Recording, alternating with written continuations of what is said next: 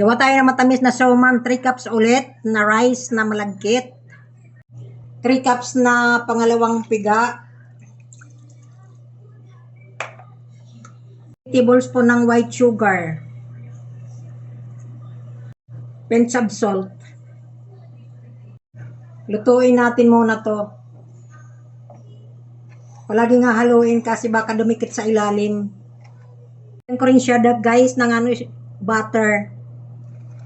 Tunawin din. Marami akong chocolate na uwi ko pa dati. Ito, lalagan ko siya. Itong lalagay ko para maging chocolate flavor siya. O kasi baka magkulang yung chocolate niya. Natin maigi para matunaw yung chocolate. Na natin yung unang piga na gata, 1 cup din. Haluin maigi para ma-dry siya bago takipan. Ayos takipan natin para maluto siya. Good evening guys. Ito na yung chocolate suman ko.